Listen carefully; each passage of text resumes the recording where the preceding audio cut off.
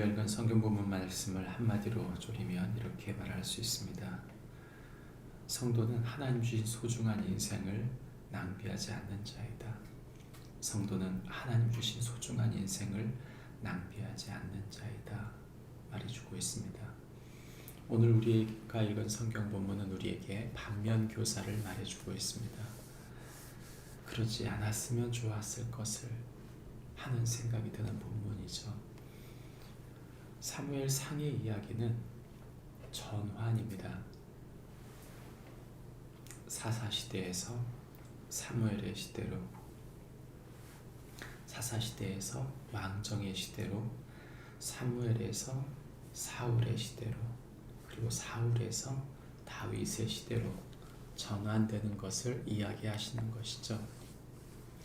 우리는 사무엘상 2장에 나를 존귀히 여기는 자를 내가 존귀히 여기고 나를 멸시하는 자를 내가 경멸하리라 말씀하신 하나님 말씀이 사무엘상 전체의 핵심임을 보게 됩니다.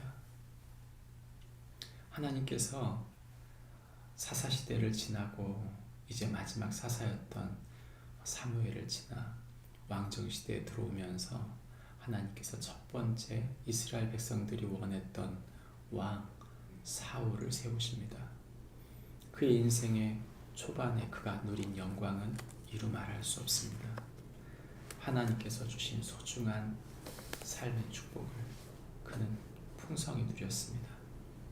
가장 작은 지파였던 베냐민 지파에서 가장 작은 집안 가문이었던 이 사울의 가문이 하나님께서 세우신 소중한 기회를 얻어서 하나님께 영광이 되는, 담력이 작고 그리고 싸움을 제대로 하지 못했던 그에게 하나님께서 하나님의 영을 부어 전쟁에 나가 승리하고 야베스 사람들을 구하는 그런 큰 승리를 그에게 주신 것은 하나님께서 그와 함께 하시며 그를 축복하신 하늘의 축복이죠.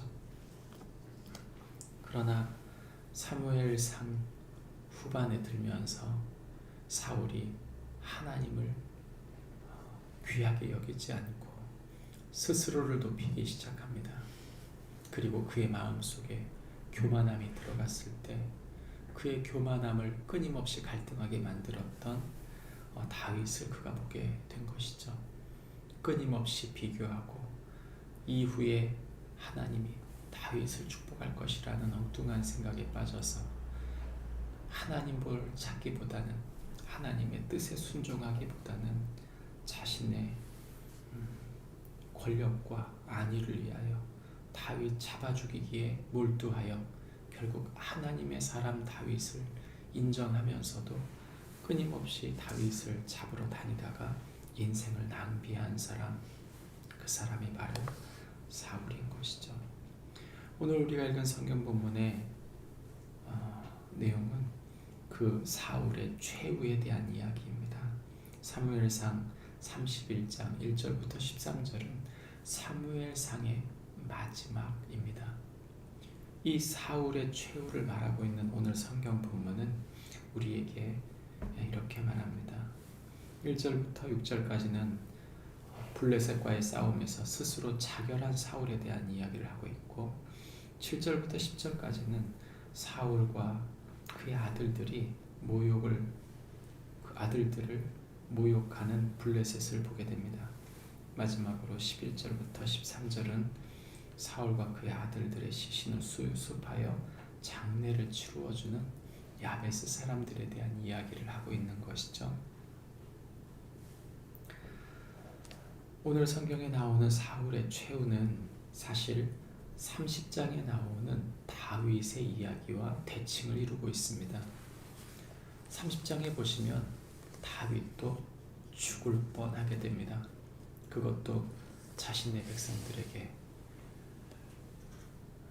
죽을 뻔했던 다윗이 하나님을 힘입어서 살아나는 것을 보게 되는 것이죠. 반면 오늘 우리가 읽은 성경 본문에는 하나님을 힘입지 못하고 자결하게 되는 사울을 보게 됩니다. 똑같이 위기를 당하였지만 사울은 결국 하나님 없이 자결하는 모습을 보여주게 되는 것이죠. 이스라엘의 왕이었던 사울이 이처럼 낭비하는 인생을 살다가 결국 이방인들에게 수치를 당하고 모욕을 당하며 죽게 되는 모습을 성경은 여과 없이 보여줍니다. 그럼에도 불구하고 하나님께서는 야베스 사람들을 통해서 그의 시체와 그 아들들의 시체를 거두어들여 불사르고 그 뼈를 가져다가 장사하며 금식하는 이 장례를 치르게 되는 모습을 보여주므로 그가 베풀었던 은혜만큼 그가 마지막 은혜를 입었다는 이야기를 해주고 있는 것이죠. 우리의 인생에는 하나님의 은혜가 가득합니다. 하나님께서 주신 풍성한 은혜를 우리가 누리는 것이 너무너무 감사하고 귀한 일이지만 그 은혜를 업신여겼을 때 그 인생이 얼마나 낭비될 수 있는지를 우리는 생각해야 합니다. 모든 인생이 다 같지 않습니다. 은혜 아래 그분의 여호와를 힘입어 사는 인생이 있는가 하면 하나님을 힘입지 않고 내 맘대로 내 뜻대로 내 멋대로 살다가 하나님 주신 은혜를 낭비하며 살다가 가는 인생도 있는 것입니다. 마태복음 26장 23절부터 25절에 보시면 예수님께서 안타깝게 한 영혼이 떠나게 되는 것을 보게 됩니다. 그것은 바로 가룟 유다에 대해 하신 말씀이죠. 예수님께서는 마지막 가룟 유다에게 자비를 베푸셔서 그에게 기회를 주십니다. 그러나 가룟 유다가 그것을 받지 않게 되는 것이죠. 마태복음 26장 23절부터 25절입니다. 대답하여 이르되 내가 나와 함께 그릇에 손을 넣는 그가 나를 팔리라. 인자는 자기에 대하여 기록된 대로 가거니와 인자를 파는 그 사람은 화가 있으리로다. 그 사람은 차라리 태어나지 아니하였더라면 제게 좋았을 뻔하였느니라. 예수를 파는 유다가 대답하여 이르되 랍비여 나는 아니지요. 대답하시되 네가 말하였도다 하시니라. 예수님께서는 마지막으로 가룟 유다에게 기회를 주십니다. 예수님께서는 그에게 실제적으로 그가 바로 자신을 팔자는 것을 알려주신 것이죠. 그가 그에게 주셨던 예수님께서 그에게 주셨던 마지막 경고였습니다. 우리의 삶의 방향성을 살펴봐야 합니다.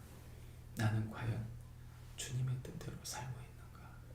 혹시 내가 주님이 경고하고 계신 것을 묵과하고 지나가고 있는 것은 아닌가? 우리의 삶의 방향이 주님이라면 우리는 결코 후회가 없을 것입니다. 그러나 우리의 삶의 방향이 주님이 아닌 다른 방향이라면 우리는 오늘 사울이 그 마지막 최후를 맞은 것처럼 오늘 가룟 유다가 예수님의 마지막 경고조차도 무시해버린 것처럼 살 수 있을지 모릅니다. 저와 여러분의 삶이 주님을 향하여 부끄러움이 없는 낭비하지 않는 삶을 사는 축복이 우리 모두에게 있기를 바랍니다. 기도하겠습니다. 하나님 아버지, 모든 인생이 똑같지 않습니다.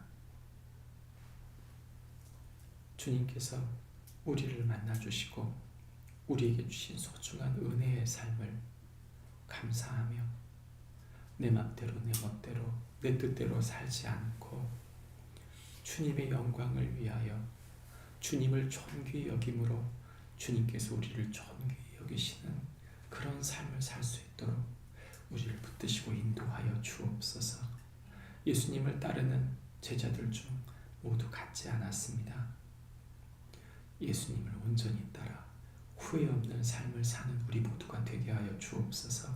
예수님의 이름으로 기도합니다. 아멘. 하늘에 계신 우리 아버지여, 이름이 거룩히 여김을 받으시오며